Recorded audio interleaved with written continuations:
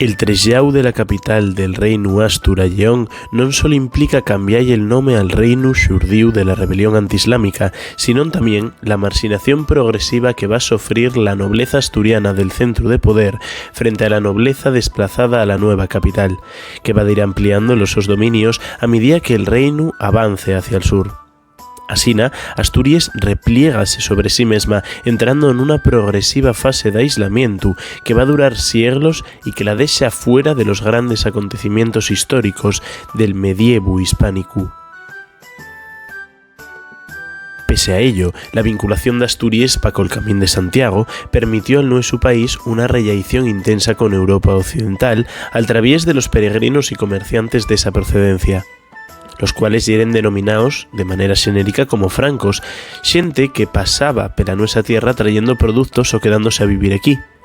Pero trullau, el comercio marítimo do Avilés col arco atlántico, sobre todo Francia y a les Islas Britániques, favoreció el desarrollo desta villa costera. Ubieu quedó como sede episcopal y la Iglesia convirtióse nun de los poderes principales del país a falta de una autoridad política fuerte que exerciera un contrapeso. Esa marginalidad respecto a la corona lleonesa y castellana después, así como el desarrollo económico relativo que experimenta Asturias en el siglo XII, común al resto de la Europa feudal, y lo que fai que un sector de la nobleza asturiana se anima a ensayar proyectos independentistas es contra la corona castellana. Asina, a mediados del siglo XII, prodúcense les rebeliones de Gonzalo Peláez contra el rey Alfonso VII, y después la d'Urraca, fía del mesmo Alfonso VII con una dama asturiana. Nestos siglos, Asturias está inserta de fecho una economía y sociedad feudales. Iglesia y nobleza son los grandes propietarios de la tierra y los llabraores, vasallos de los anteriores, trabajan para los sus señores en una agricultura, centenu, escanda, berces, nabos, faves, cebolles y ganadería, ovelles, cabres, caballos, vaques, pites y el rey de la casa, el gochu,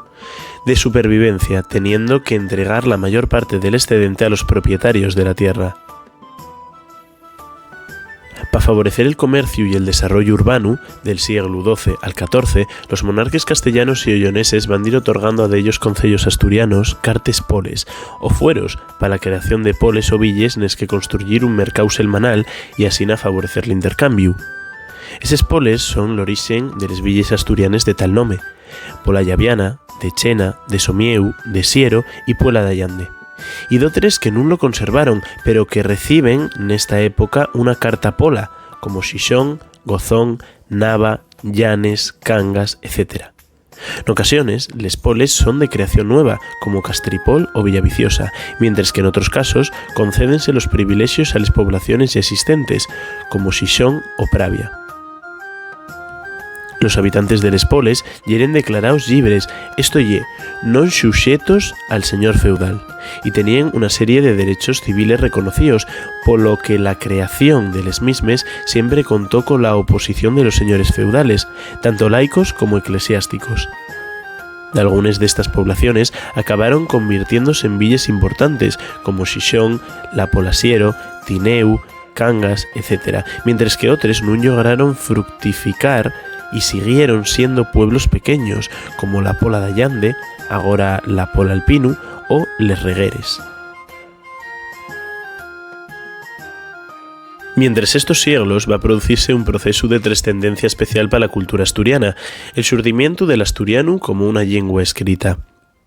El viejo llatín de la época imperial evolucionará tanto y de forma tan distinta en los diferentes territorios que conformaren parte del imperio que en el siglo XII el idioma usado en los documentos oficiales y era ininteligible para la gran masa de la población analfabeta, que falaba un llatín mucho más evolucionado y amestado con les lingües precedentes y con aquelles con les que estaban en contacto.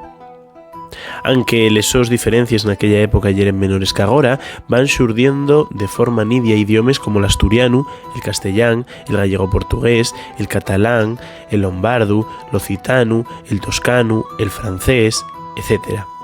En este siglo principia la escritura en lengua vulgar en los documentos oficiales, esto ye la línea del pueblo, y con ello aparece el asturiano como una lengua escrita.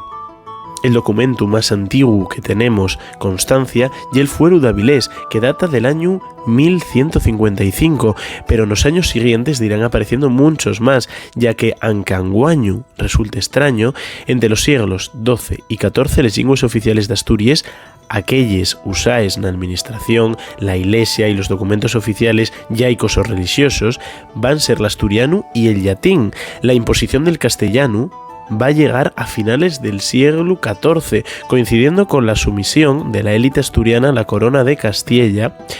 al través de la creación del Principado. En el siglo XIV, Asturias vese afeutada, como toda Europa occidental, por la decadencia generalizada de la sociedad feudal,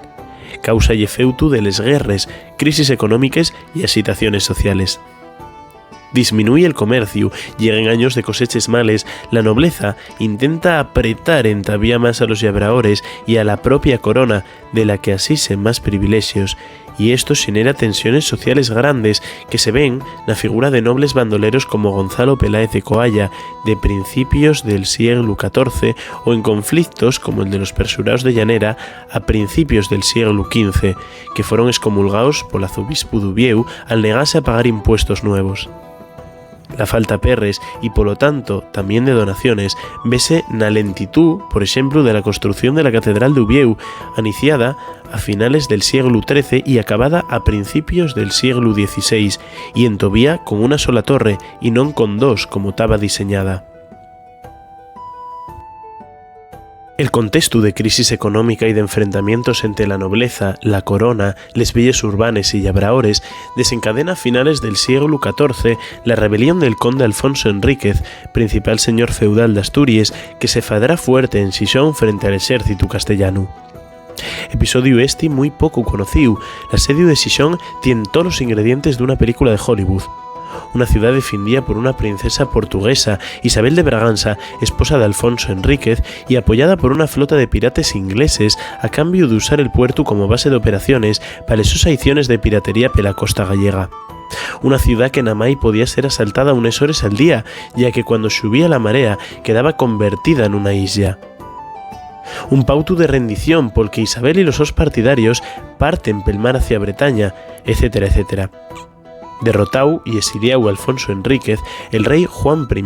decide vencellar de manera directa a Asturias con la corona castellana, convirtiéndola en feudo del monarca y entregándolo en calidad de principado al heredero de dicha corona, como una forma de tener bien sujeta al poder central a la rebelde nobleza asturiana.